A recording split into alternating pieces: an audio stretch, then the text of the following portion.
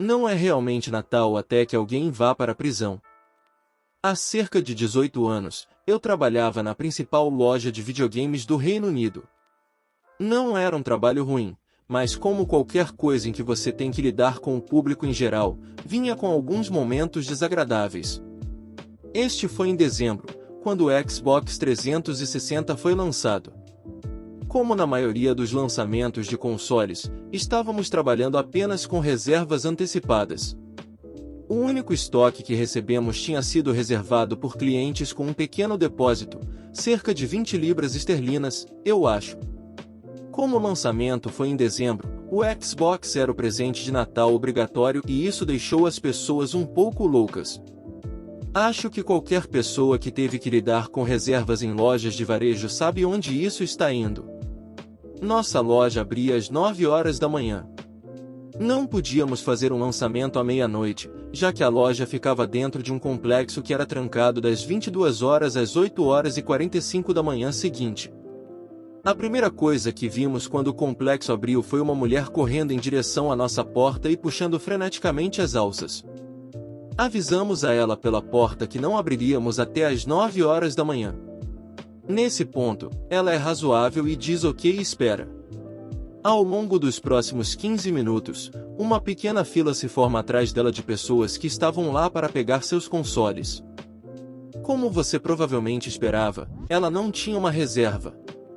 A resposta dela ao descobrir que não podia comprar um Xbox foi gritar com a gente, ameaçar ir ao órgão responsável por normas comerciais, gritar sobre publicidade enganosa e eventualmente gritar sobre como ela iria para o nosso concorrente comprar um, já que eles têm um pouco de decência. O problema é que o console só podia ser adquirido por reserva em praticamente todos os lugares, então sabíamos que ela não teria sucesso lá também. Cerca de uma hora depois, ela volta para a loja e estamos todos preparados para o pior, mas ela só começa a navegar, o que foi uma surpresa. Não percebemos o que ela estava fazendo até que um dos clientes que chegaram atrasados veio buscar o console. Assim que ele deixou o balcão e se dirigiu para a porta, a mulher arrogante correu até ele e começou a conversar. Não sabíamos o que ela estava fazendo no início, mas descobrimos que ela estava oferecendo para comprar o console de outros clientes por um preço mais elevado. A mulher com quem ela falou não estava interessada. Ela era uma senhora mais velha e tinha uma daquelas bolsas com rodinhas que toda mulher mais velha na Inglaterra parece ter. Isso se torna relevante mais tarde. É aqui que a mulher arrogante se deu muito mal. Como não aceitou um não como resposta, ela de repente empurrou a outra mulher, pegou a bolsa e fugiu. Ela não foi muito longe porque sempre tínhamos um segurança nas datas de lançamento. Ela chegou a cerca de 20 metros da loja antes que o segurança a alcançasse e a trouxesse de volta. Quando chamaram a polícia, todos esperávamos que ela fosse presa por furto, como todas as vezes que tivemos que chamar por causa de furtos na loja. Mas não, acontece que a mulher roubada tinha feito outras compras de Natal naquela manhã. Ela havia comprado joias, outros eletrônicos pequenos, todo tipo de coisa. Os produtos em sua bolsa totalizavam mais de 2.000 libras esterlinas. E porque a mulher arrogante a empurrou para pegar a bolsa dela, o crime foi oficialmente classificado como roubo, não furto. Roubo por um valor relativamente alto de bens. Pode não parecer uma grande diferença, mas legalmente é enorme. O segurança nos disse depois, que ouviu do policial que fez a prisão, que ela conseguiu reduzir a acusação para furto, desde que se declarasse culpada. Isso lhe rendeu 1 ano de prisão e algum período de supervisão. Isso é bem leve para um roubo, mas bem pesado para esquecer de fazer uma pré-venda. Mãe e tia arrogante tentam me expulsar depois que eu bati no Kevin. Um pouco de contexto, eu sempre fui gordinho e tinha uma voz fina, e como eu era de outra cidade, tinha sotaque até os 13 anos. Eu era muito inteligente, a ponto de tirar notas altas sem nem abrir um livro, o que causava inveja nas pessoas ao meu redor, exceto pelo meu melhor amigo Breno, nome falso por motivos de privacidade, que me ajudava a lidar com problemas na escola, porque eu tinha um pouco de medo. Por meses, o valentão Kevin, nome falso por motivos de privacidade, me batia quando queria, quebrava minhas coisas, me chutava, me batia de todas as maneiras possíveis, e pelo menos 3 vezes por semana, minha mãe e meu padrasto iam reclamar com a escola. A mãe dele e a tia professora só diziam, é só um jogo entre crianças, deixe que eles resolvam. O diretor era meu amigo e me deixava jogar no seu escritório com Breno enquanto ele trabalhava. Às vezes ele pedia desculpas por não conseguir impedir Kevin de me bater.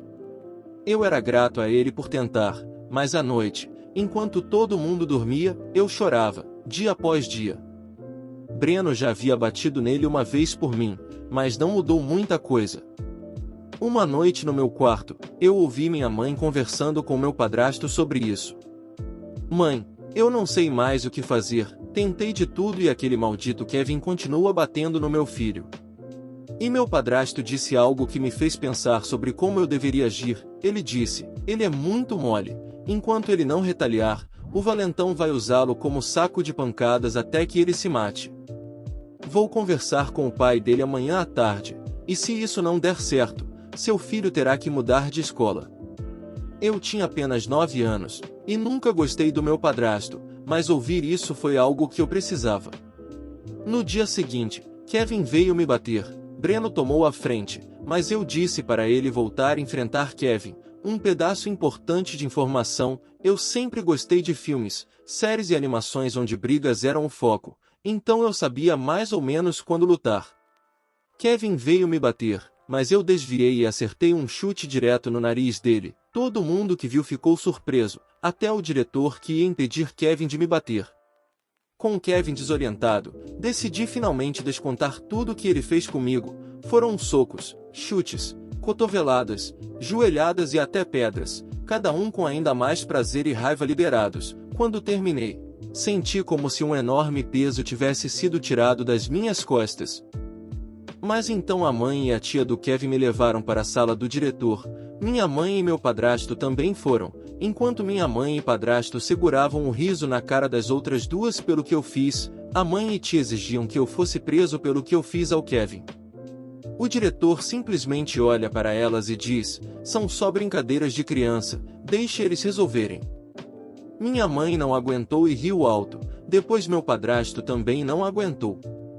Enquanto as duas estavam vermelhas de raiva gritando que isso era absurdo e que esse tipo de resposta não era suficiente, o diretor apontou que essa era a resposta delas sempre que eu era o espancado, e que se tentassem algo contra mim ele se imporia na frente.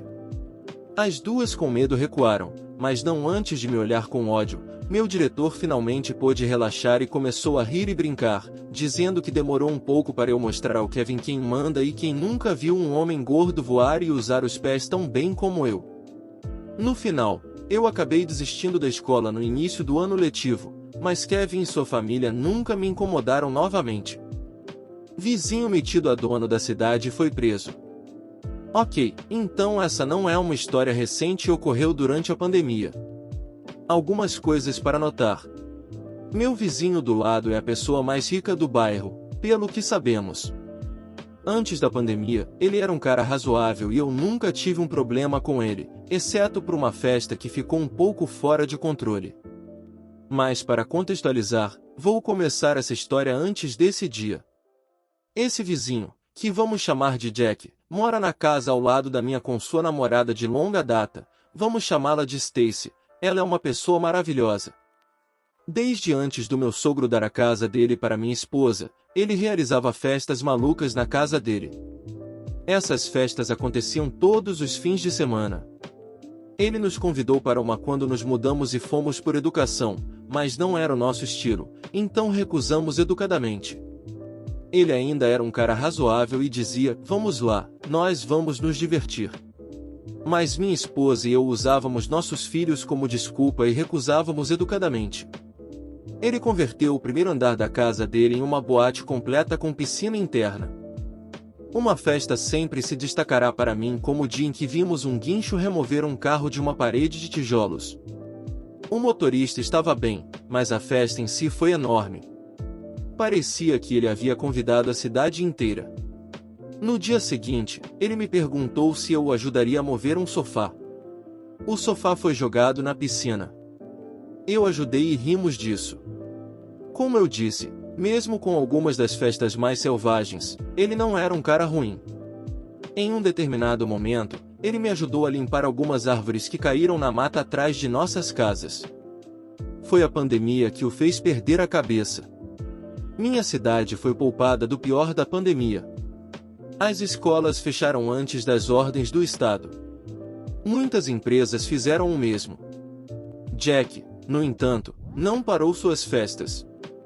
Suas festas foram interrompidas várias vezes até que um dia parecia que toda a força policial apareceu. Suas festas foram interrompidas várias vezes até que um dia parecia que toda a força policial apareceu. Eles prenderam todos. Todos foram soltos, mas as festas acabaram e o cara bom e divertido desapareceu. Ele organizou um protesto com seus amigos e conseguiu um monte de outros que odiavam máscaras e foram para a prefeitura. Estava fechada e eles tentaram o escritório do país. Por algum motivo desconhecido, eles foram atrás de um supermercado e assediaram os funcionários. Acho que foi no Facebook e no YouTube, mas posso estar confundindo com outros protestos desse tipo. Por que essas pessoas escolheram assediar supermercados está além de mim. Bem, ele acabou sendo preso novamente. Nós ainda estávamos nos falando até que ele e um amigo dele decidiram correr com seus carros caros pela cidade. Tivemos uma discussão acalorada sobre isso e ele ficou ofendido quando eu apontei que a única razão pela qual ele não estava na cadeia era porque ele é rico. Não foi meu melhor momento. Eventos mais recentes incluem chamar a polícia para qualquer pessoa que esteja fazendo trabalho em sua casa, chamar a polícia quando alguém estaciona na rua, enviar advogados para interromper as reuniões na prefeitura e, mais recentemente, estacionar 10 carros velhos e quebrados na rua, colocar uma corrente em torno de uma máquina de construção e colocar um sinal muito vulgar. E sua namorada geralmente vem se desculpar por suas ações. Estou surpreso que ela ainda não tenha terminado com ele. Ela é a única a se desculpar por suas ações e oferecer para pagar por quaisquer danos. Eles ainda estão juntos pelo que eu sei, mas não a vejo há algumas semanas. Meu vizinho é o auge do idiota rico e arrogante na minha opinião. Obrigado por ter assistido até o final, se inscreva em nosso canal e deixe sua opinião sobre os relatos abaixo.